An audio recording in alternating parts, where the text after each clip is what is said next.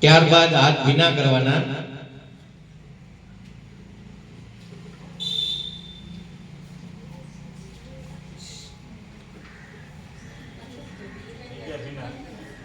હાથ ભીના થઈ ગયા બાદ સાબુ અથવા હેન્ડવોશ લઈ,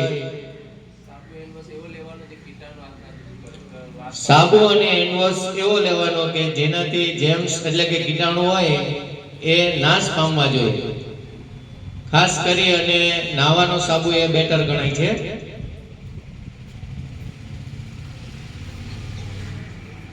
વધુ પડતો હેન્ડવોશ યુઝ કરો તો વધારે સારું. હાથની અંદર પૂર્ણ રીતે સાબુ ન આવી જાય ત્યાં સુધી સાબુને ઘસવાનો છે હાથમાં.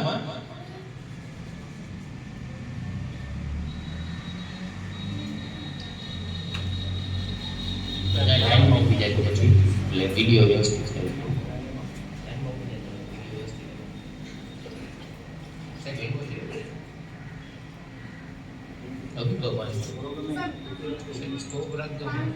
સૌથી પહેલા હાથ સીધા ઘસવાના,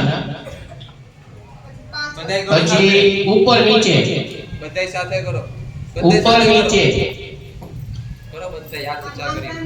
ત્યાર પછી આંગળાની વચ્ચે, પછી મુઠ્ઠી ઘસવાની છે. મુઠ્ઠી વાળી એક મુઠ્ઠી બીજી આ મુઠ્ઠીને હથેળીમાં લઈ અને ઘસવાની છે. ત્યાર પછી અંગૂઠાની સફાઈ કરવાની છે. બંને હાથના અંગૂઠા ઘસવાના છે. ત્યારબાદ નખ ઘસવાના છે. આ છઠ્ઠું સ્ટેપ અને લાસ્ટ સ્ટેપ છે.